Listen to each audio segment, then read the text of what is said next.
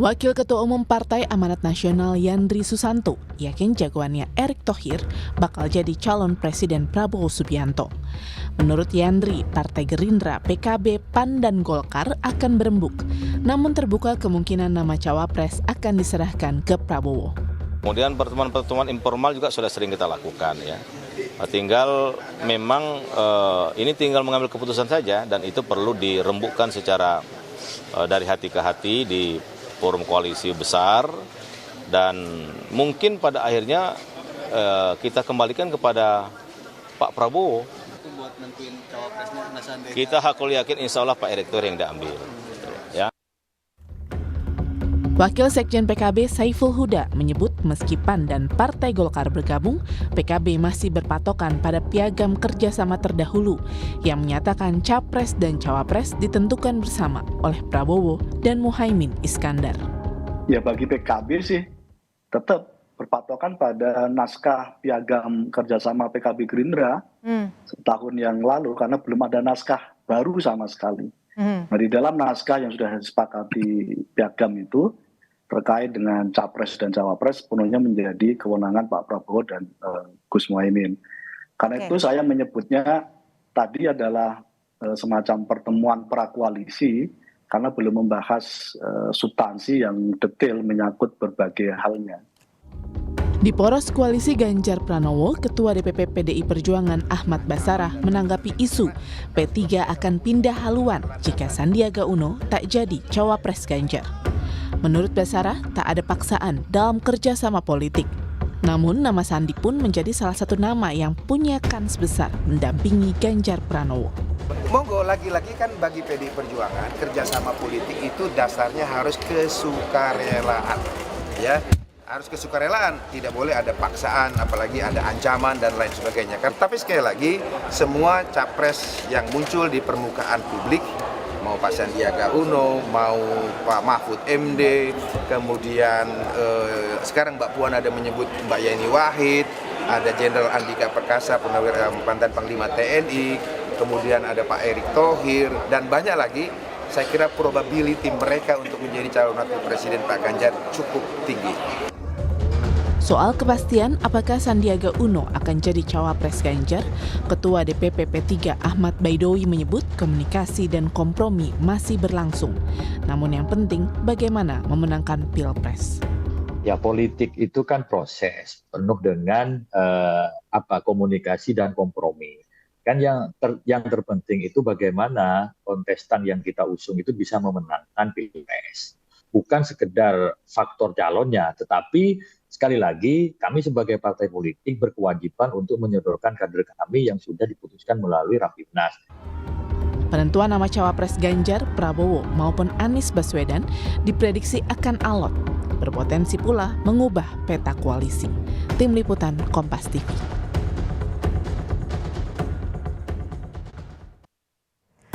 Saudara, setelah PAN dan Golkar resmi mendukung Prabowo Subianto, poros koalisi 3 bakal capres makin mengerucut.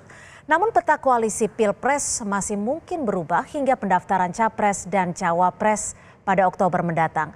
Sudah ada Wakil Ketua Umum PKB Jazilul Fawait, politisi PD Perjuangan Arya Bima, dan juga Direktur Eksekutif Carta Politika Indonesia Yunarto Wijaya.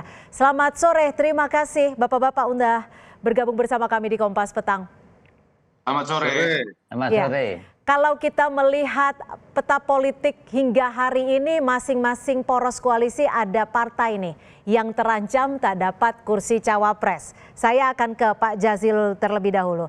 Ini kan sejak awal PKB selalu berkata, mencanangkan bahwa proposalnya tunggal, Caimin menjadi cawapres. Jika tidak dipilih, ada kemungkinan hengkangkah? Sampai detik ini belum ada nama lain selain Gus Muhaimin dan kerjasama politik dengan KKIR itu jelas kewenangannya ada di Pak Prabowo dan Gus Muhaimin. Jadi sampai detik ini kami belum berpikir untuk hengkang atau lari, belum. PKB itu partai yang selalu mengedepankan komitmen.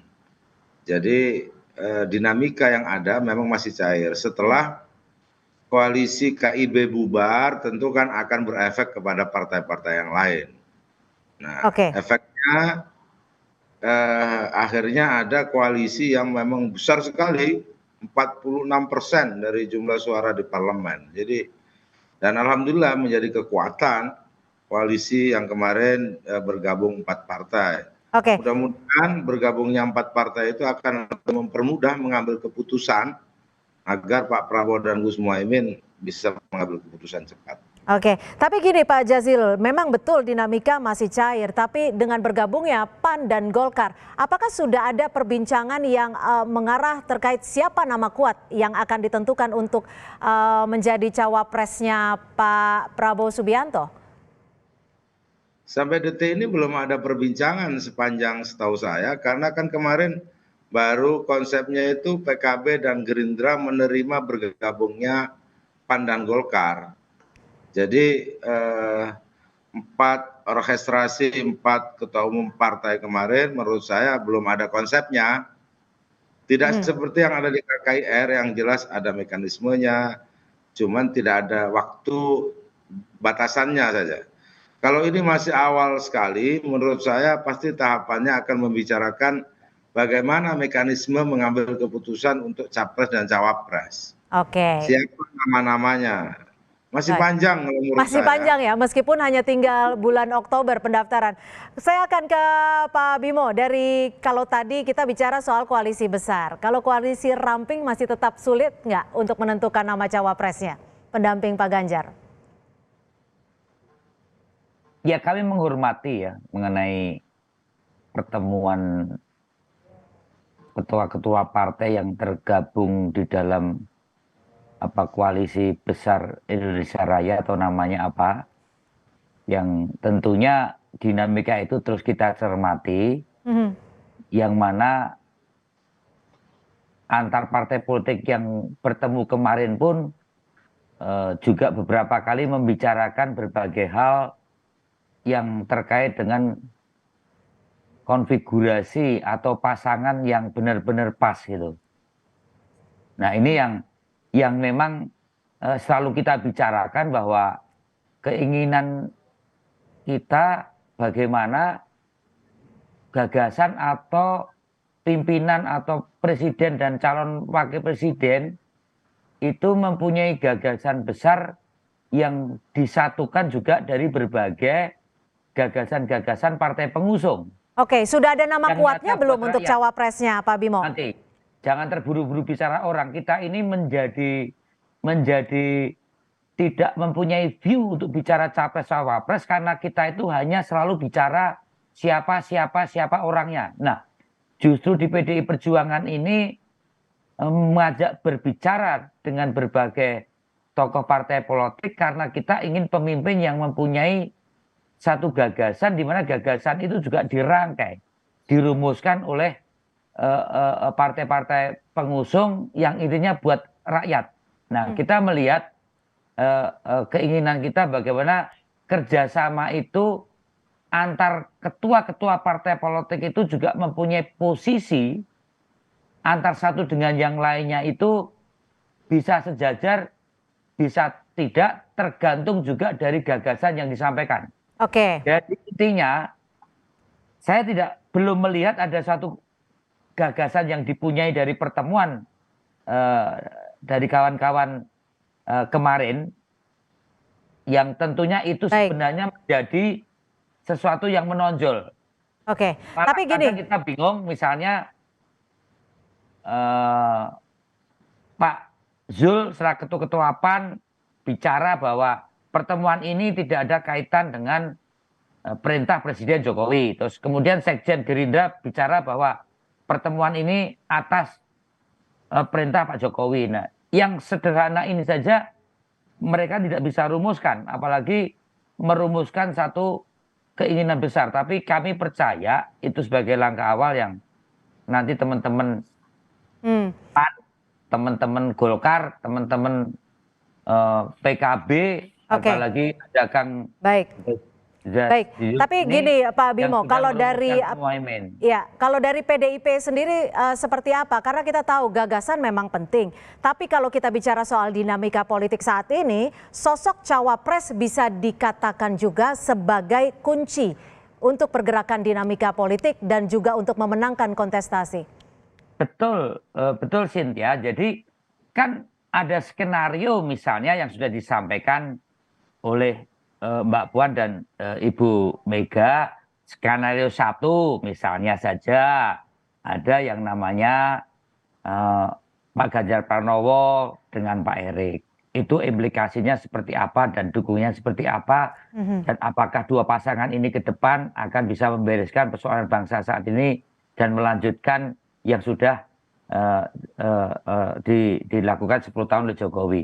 Kemudian misalnya Pak Ganjar Pranowo skenario dengan Pak Mahfud MD seperti apa dan dukungan seperti apa. Pak Ganjar Pranowo dengan Pak Ridwan Kamil skenario itu seperti apa, dan akan tentunya juga melihat Pak Prabowo akan seperti apa. Juga ada skenario antara Pak Ganjar Pranowo dengan Pak Andika Perkasa misalnya.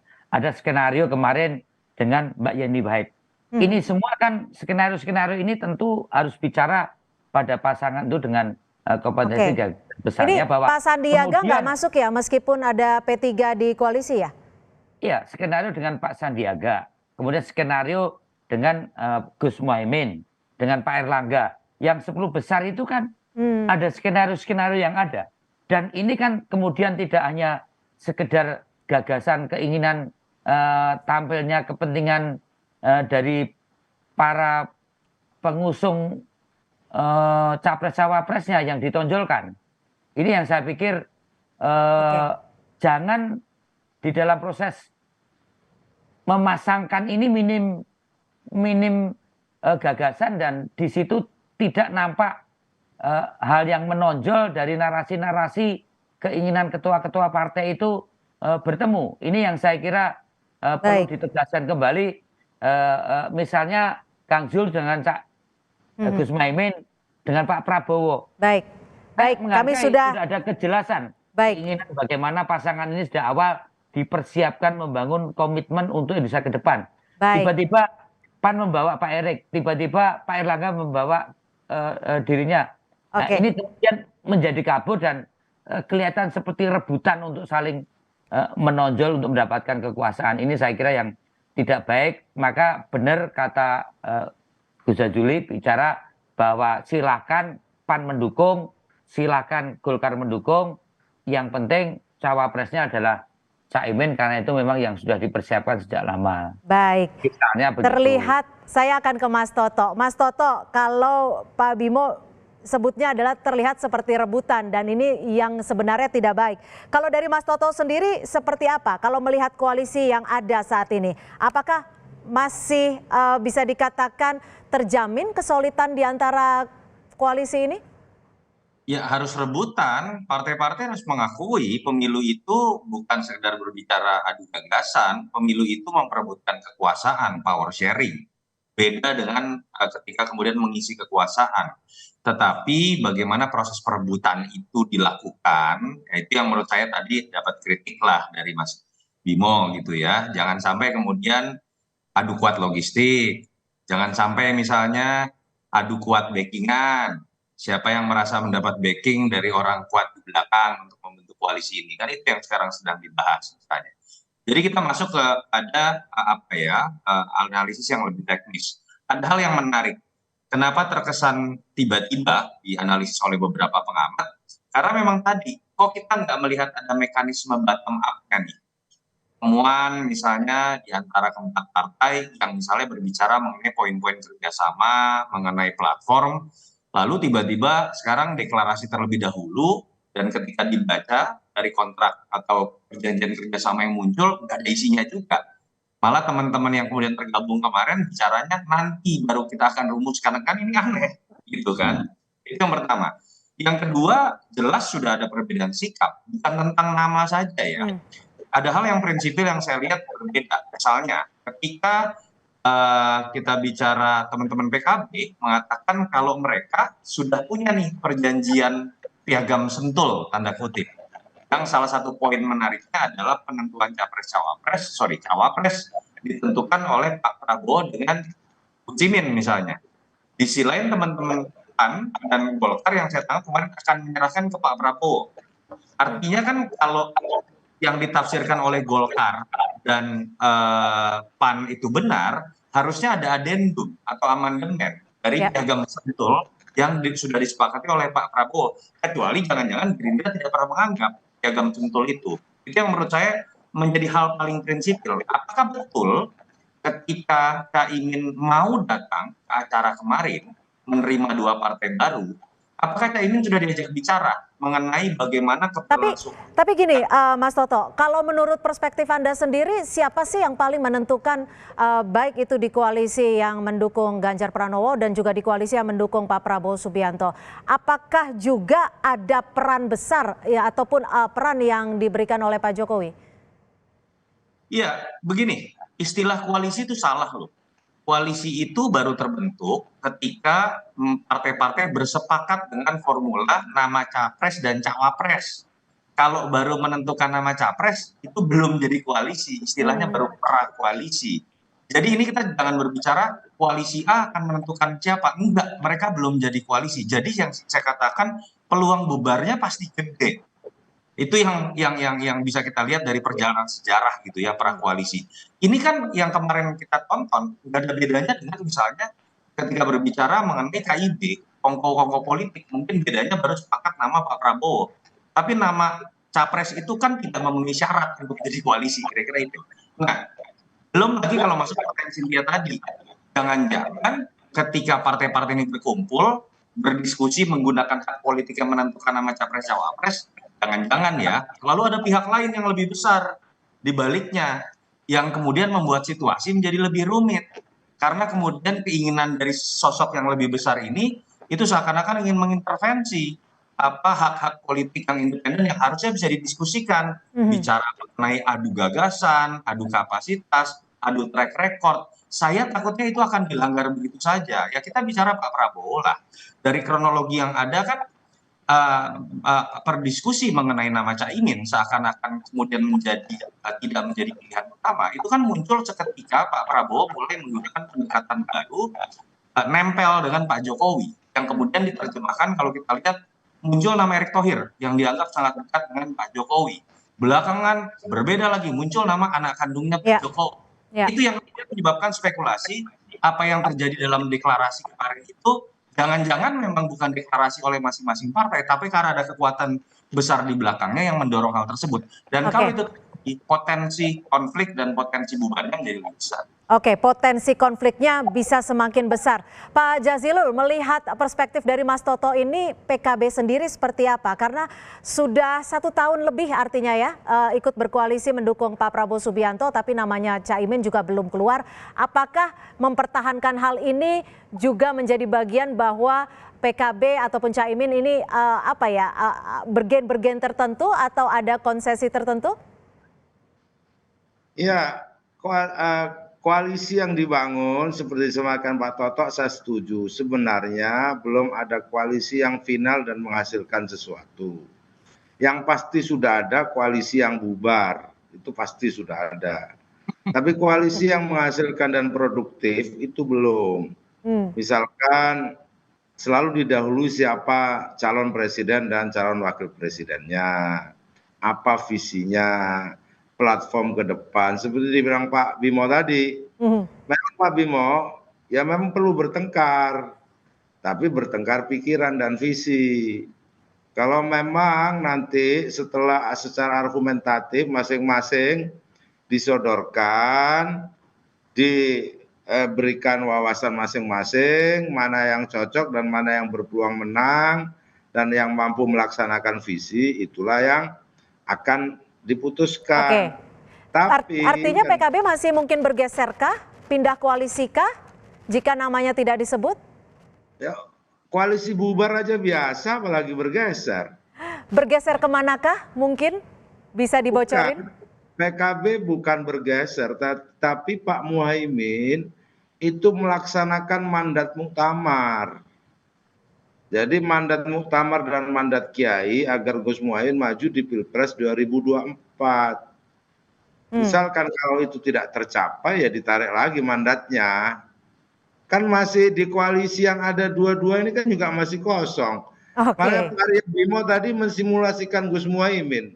Oke, gimana Pak Bimo? Anda mensimulasi, tapi maksud saya bilang itu memang godaan besar juga buat PKB. Tapi PKB tetap akan beradu gagasan dulu, bertengkar dulu dengan yang ada. Oke, Pak Bimo, langsung ditanggapi Pak Bimo. Ini godaan besar. Kalau PKB tanda kutip ya bergeser ke koalisi PDI Perjuangan, akan diterimakah?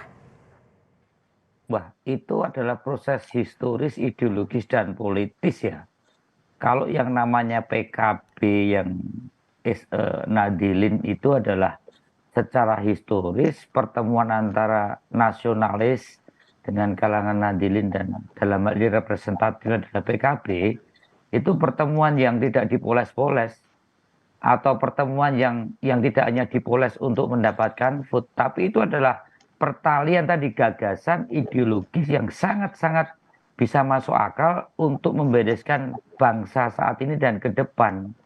Dan menurut saya itu pun juga dibicarakan dengan Kang Muhaimin, dengan kawan-kawan Nadilin, untuk bagaimana konfigurasi dari partai nasionalis seperti PDI Perjuangan yang representatifnya saat itu mengusung Pak Ganjar Pranowo itu bisa berpasangan dengan figur-figur dari kalangan Nadilin, termasuk di dalamnya skenario kalau sampai misalnya Pak Ganjar Pranowo berpasangan dengan Gus Muhaimin, itu masih sangat mungkin untuk terjadi. Bahkan Mbak Puan juga menyatakan Gus Muhaimin salah satu kandidat cawapresnya Pak Ganjar Pranowo.